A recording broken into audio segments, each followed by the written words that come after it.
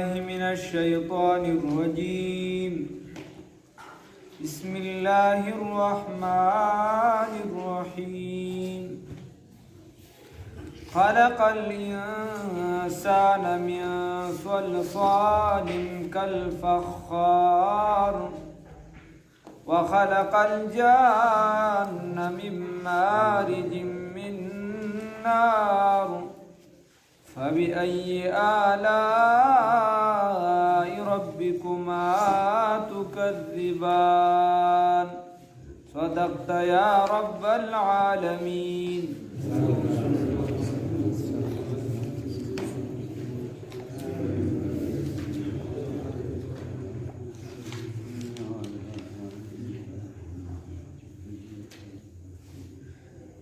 مخکې د انسان مطلق پیدایش ذکر شو چې انسان الله رب العزت پیدا کړی دی، یعنی د مخلوقات الله پیدا کړی دي. اوس د الله رب العزت چې دی د انسان ابتدایي تخلیق چې د څه شوي د هغې ذکر کوي. نو الله رب العزت فرمایي خلق الانسان، پیدا کړی دی د انسان لره من صلصال، د هغه د خټې اوچینه، کل فخار پشان د کودړي، چې کومه خټه ډیره اوچه شي او بیا چې دی په هغې باندې اور بل کي، یعنی دونه پخه شي چې هغې له ته تینګړی ورکړي او هغه ټنګ شانتې کوي، اواز کوي وغیره، دننه ډډه واچون کي، نو هغې ته فخار ویلی شي. صلصال کالفخار. د سیدنا آدم علیه السلام پیدایش چې الله رب العزت کو، نو فرشتې ته ووي د ځمکې نه خاوره راغونډه که. هغه لاړل او د ځمکې د مختلفو حصو نه خاوره راغونډه کړله. نو د دې وجې حدیث کې راځي، ښکلی پیغمبر صلی الله علیه وسلم فرمایي، د حدیث مفهوم دی، وی د انسانانو په دې طبیعت کې او په رنګونو کې چې دا اختلاف دی، نو دا د دغه خاورې د وجې دی. د چا د یو ځای نه خاوره ده، د چا د بل ځای نه ده، د چا طبیعت سخت دی، د چا نرم دی، د چا څنګه دی، د چا څنګه دی، نو دا د دغه خاورې. نو ابتدایي تخلیق د انسان، ابتدایي انسان چې الانسان دی که نه، نو الف لام پیدا دی، نو ابتدایي انسان چې دی دا څوک و؟ آدم علیه السلام. ښه، دا زمونږ ستاسو عقیده ده. ابتدایي انسان څوک و؟ سیدنا آدم علیه السلام. د نور چا که نظري مذهبي پته نه چې دا یا بسو، خو زمونږ الحمدلله موږ وایو چې د انسانیت ابتدا دا د څه نه شوې ده؟ د سیدنا آدم علیه السلام نه شوې ده. نو هغه چې دی د خاورې نه الله پیدا کړو، بیا یې پکې روح ورواچو. الله فرمایي خلق الانسان، پیدا کړی دی انسان لره من صلصال، د هغه خټې اوچینا، کل فخار پشان د کودړي، پشان د کودړي. وخلق الجان، او پیدا کړی دی جنات لرا من مارج، د هغه شغلې من نارین، د اورنا. او جنات یې چې دی دا د اور د شغلې نه پیدا کړي. د دې وجې د دې بدن چې دا کثیف وي په شکل باندې، خاص شکل چې پای باندې انسان نشي لیدلی. او حدیث کې راځي، ښکلی پیغمبر صلی الله علیه وسلم فرمایي، وی الله د فرشتو پیدایش چې دی دا د نور نه کړی دی. نو بیا په نور کې خپلې درجې دي. خاص نور چې دی د هغې نه چې دی جبریل امین وغیره د هغې پیدایش شوي ده، خاصو مقربو فرشتو بیا داسې راځه سلسله وه. الله فرمای وخلق الجان، او پیدا کړی دی جنات لرا من مارج، د هغه شغلې من نارین، د اورنا. فبأي، انو ابو الجان پلار د جناتو لومبني چې هغې د دغه اور نه پیدا کړی دی، بیا په هغې کې هم رشته دارۍ وغیره شته. فبأي آلاء ربكما تكذبان بس پکم نعمتونو در رب باندې تاسو دواړه جماعتونه تکذبان دروغ غنې کوم نعمتونو در رب لره تاسو دواړه جماعتونه دروغ غنې نو کوم لره به دروغ غنې یا کوم نه خو کوم دلایل در رب لره به دروغ غنې یو خو نه ده وفي كل شيء له آیة تدل على انه واحد په هر یو څیز کې د الله رب العزت د وحدانیت نه خبرته ده نو د دې وجه فرمایي وخلق الجنه من مارج من نار. امام شاه ولی الله رحمه الله فرمایي چې ګوره په دې کې د هغه څه شي د ژوندون ماده پرته انسان واضحه خبره ده پیریانم یو مخلوق دی ژوندي دي ګرځي په ځمکه باندې څنګه ستا دي انسانان دي مختلفې کیسې کې د کشن په پیریانو کې دي. او د دین علاوه امام شاه ولی الله رحمه الله فرمایي دا لاسه کې چې څومره نباتات دي په هغې کې الله رب العزت روح پیدا کړی دی نو د چا روح چې څومره مضبوط وي دومره په هغه کې طاقت زیات دی. په مثال هغه ورکړی چې کویله ده او یا چې دی دا مالګه ده یا چې دا څونه چې نور څیزونه دي دې کې الله رب العزت روح پیدا کړی دی نو د هغه روح د واجې دا مالګه د نورو څیزونو نه ځان جدا ساتي خپل حیثیت یې برقرار ساتلی دی لکه شان اوسپنې خپل حیثیت د نورو نه برقرار ساتلی د ژوند هغه ماده ده پکې بیا ورو دا روح په څه کې زیات په چا کې د ژوند دا ماده زیاته پرته وي نو په بوټو کې وي نو بوټي چې دی دا خپله نشونما دا خپل یو څه بل څه د دې خپل هغه چې الله رب العزت پکې دغه حیات یې دی نو د هغې د وجې دا ژوندي خپل ځان ساتي خپل حیثیت برقرار ساتي ځان تر و تازه ساتي. بیا ورپسې د هغې نه لږه ترقي حیواناتو عامو حیواناتو کړې ده نو عامو حیواناتو کې بیا دغه حیوانات داسې دي چې هغې هیڅ کار کوي هغه بالاراده حرکت کوي اراده یې وکړي چې په دې کس حمله کوم نو راشي حمله در باندې وکړي په دې باندې چې دی نو هغه اندام هم کار کوي او په دې څیزونو باندې پوهېږي او د ځان په بچو باندې هم پوهېږي نو دا هم په ده کې د یو ماده د حیات پرته ده. بیا د هغې نه علاوه دوه مخلوقه داسې دي چې هغه کې د نطق طاقت هم دی هغه یو مخلوق خو داسې دی چې د هغې کیسه خو ځان نه ده خو دا کوم چې مکلف بالاحکامات دي نو دې کې دا دوه مخلوقه دا مکلف بالاحکامات چې دي هغه داسې دي چې هغه نطق کولی شي هغه جنات او پیریان دي دا انسانان دي دا نطق کولی شي باقاعده خبرې کولی شي نو هر څیز کې ماده د ژوند پرته ده او کوم څیز او د عامو څیزونو باره کې راځي وایي کله چې هغه د خدای ذکر پرېږدي کله چې یعنې پاڼه چې کله د خدای ذکر ته پاتې شي نو هغه اوچه شي راوغورځي داسې نور څیزونه او ته وګوره ته انسان یې ټول عمر خدای ته سجده نه لګي خدای درته بیا هم صبر کوي چې خیر الله دې د نیکۍ توفیق راکړي. رب المشرقین رب د مشرقینو دی و رب المغربین و رب د مغربینو دی نو رب د مشرقینو دی و رب د مغربینو دی نو قرآن کې الله رب المشارق هم ذکر کړی دی الله د ډیرو مشرقونو رب دی و رب المغارب و د ډیرو مغربونو رب دی او قرآن کې الله رب العزت چې دی رب المشرق والمغرب یو هم ذکر کړی نو هلکه د یو کلي ډایرک په ډایرک دغه مشرق دی او دغه مغرب دی د ډیرو کلو چې راوالی نو رب المشارق و رب المغارب څوک کلي به داسې څوک به یو خوا څوک به بل خوا نو د چا مشرق یو خوا جوړېږي د چا بل خوا جوړېږي طرف به یو وي خو د کلو اړخونه به بدل وي نو ډیرو ته اشاره ده یا بله معنی هم سمېدی شي معنی ټولې صحیح راځي رب المشارق و رب المغارب هلکه چې رب المشرقین والی د دوو مشرقینو رب دی نو د سپوږمۍ چې دی مشرق ځان له دی او د انور ځان له دی که چرته مدار یو شو په یو لار یو بل سره یوځای شو نو قیامت به برپا شي کیسه به ختمه شي نو د دواړو چې دی لارې جدا دي یا چې دی رحلت دا یا د دواړو چې دی د ګرمۍ او د یخنۍ چې دی ځان له ځایونو نه راخیږي نو رب المشرقین و رب المغربین یا د برجونو په حساب باندې چې واخلې کم چې فلکیات والا وي نو بیا چې د 12 برجونه کتی حسابې که بیا د رزو تیواله چې په معمولی نقطو کې کوریارس کې وغیره کې فرق راځي په دغه رفتار سره وغیره سره نو بیا د رزي حساب چې کله واخلي نو رب المشارق والمغارب د ډیرو مشرقونو رب یو ځای نور د یو رز د یو ځای نه بل ځای نه معمولی بل رز معمولی فرق بل رز بل نو دغه هم ته مراد غشتي شنو الله وی رب المشرقین و رب المغربین الله درته لاره کولو کړی دا تحقیق کوا د اسلام تابع اوسېږه الله دې توفیق راکړي الله به بندیز نه دی لګولې موږ څه کوو امام ابو حنیفه رحمه الله امام محمد رحمه الله راغی نو امام محمد صاحب ډېر زیات کشو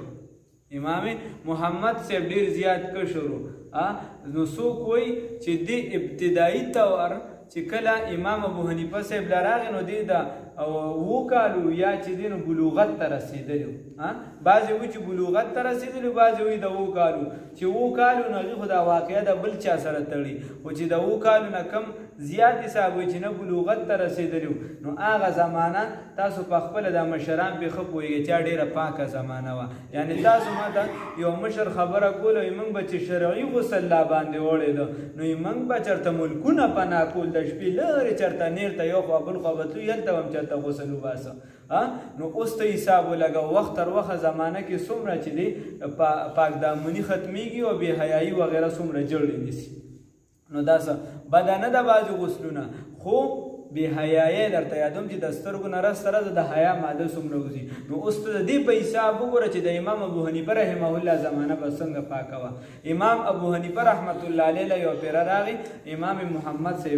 صاحب لا ماشوم ورته وایي صاحب وایي که یو کس ته دا پته ولګي مونځ یې کړی وي د یو ټیم او ده ته دا پته ولګي چې زه اوس بالغ شم د مونځ نه پس ورته دا پته ولګي چې زه اوس بالغ شم نو څه به کوي چې په ځان باندې پوه شي هغه ورته چې دغه مونځ به دوباره کوي ځکه اوسه پورې په ده فرض نه اوس پې لازم شو نو ټیم لا باقي دی دغه مونځ به دوباره کوي امام محمد رحمت الله علیه هغه لاړ په یو ګوټ کې ودرېده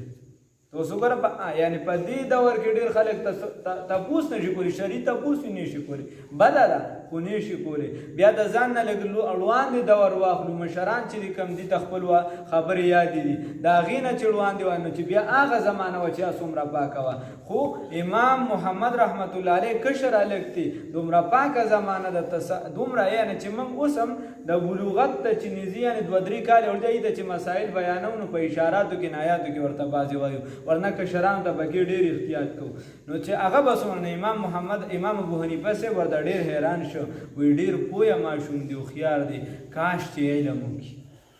کاش چې علم وکړي نو اوس ته وګوره هغه زمانه کې به تصور دا و چې څومره هوښیار ماشوم وي څومره پوه ماشوم وي چې هغه موږ دین ته وقف کړو اوس تصور دا دی هغه ما یو کس ته وي تاسو ته ما خبره کړې وه هلکه دا زوی دی دا که یاسې پیسه ګرځي ده باندې علم وکړه دا ده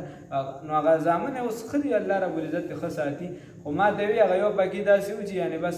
لیونی ورته ووایه ما ته به وي یاره وایي دې به ونه کړي علم دی پوه نه شي نو هغه زموږ تصور دا دی چې په دغه ناپوهه باندې علم کوو نه الله درته لارې کولو کړي دې خو عربي دین زده کړه او دا خو د پوهانو اوس تجربې دي هغې لیکل کړي دي خو موږ نه خپل ګورو نه پردي ګورو هغې وایي چې دماغ چې ته څومره استعمالې دا دومره تیزېږي دماغ چې ته څومره استعمالې دومره تیزېږي موږ یې استعمالو نه بس یو ګوټ کې هم سنبالي ښې دي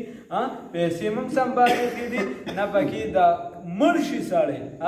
سخته په ځان باندې تېره کړي خو د ځان دپاره نه ذخیره مړوان دې ولېږي او نه ژوند په ښایسته طریقې سره تېر کړي دکه شان عقل هم سنبالې ښې دي استعمالوي یې نه نو په قیامت کې نه بیا ستا دغه پیسه په کار راځي او نه د عقل دې په کار راځي نو ستا دغه بچی دی الله ربالعزت درکړی دی د عقل والله ښه استعمال کړي چې دنیایي کارونو کې هم تېر شي او په دیني کې هم تېز شي د هغې دپاره دا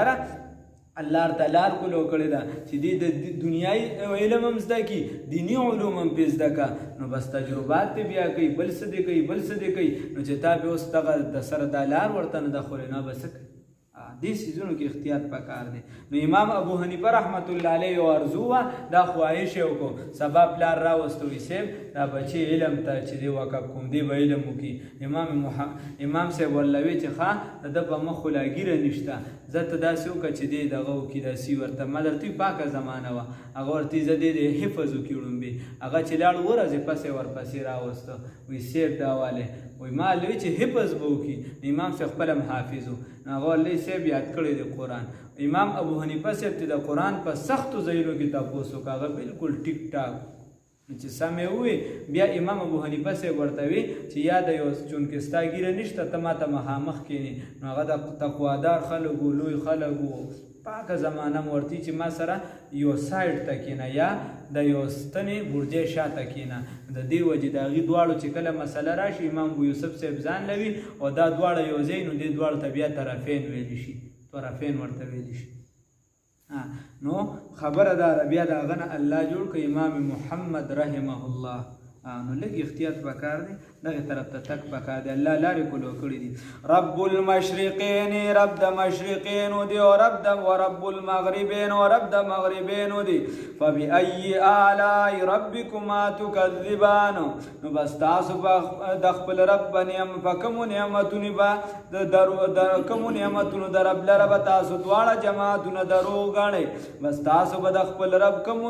نعمتونو لره دواړه جماعتونه دروغ ګڼئ. دواړه جماعتونه پکې ځکه یم چې دا مخاطبین دواړه وخا پیریان او انسانان یا عامه معنی هم کولی شي. فبأي آلاء ربکما تکذبان نو بس په کوم نعمتونو د رب باندې تاسو دروغ وایئ چې دا دروغ دي. مرج البحرین وی بیول دو دریابونو لرا یلتقیان چې راجمع شي یا داسې وایه چې وی بیول دغه ذات چې دي څه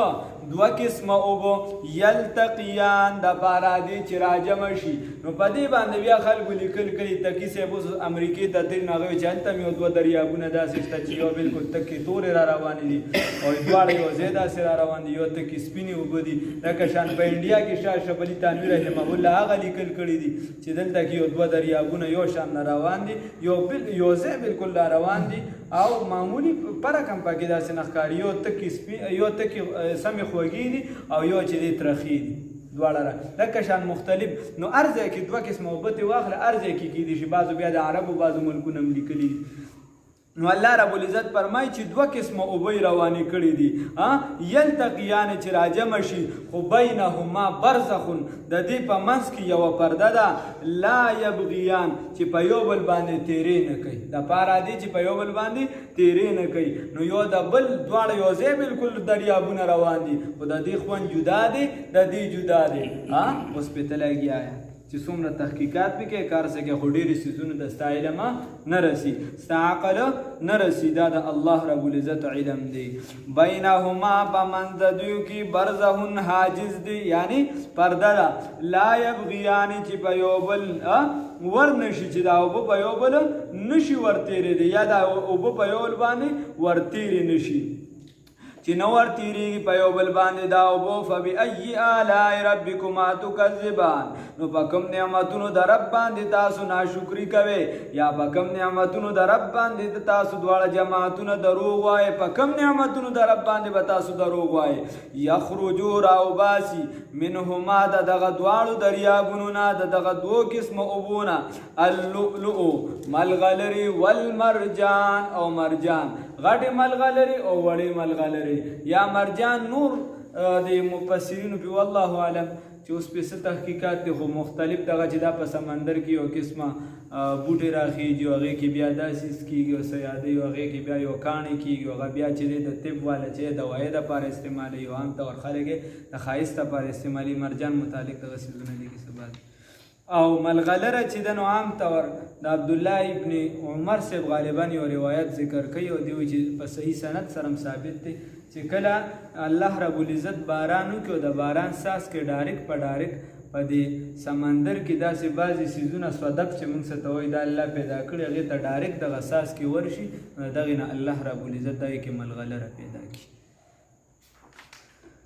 فبأي آلاء ربكما تكذبان بكم نعمتونو در رب باندې تاسو درو بكم نعمتونو در رب باندې به تاسو درو وای وله الجوار او دغه الله رب العزت د بار دي کشته یعنی په اختیار د الله کی کشته دي المنشآت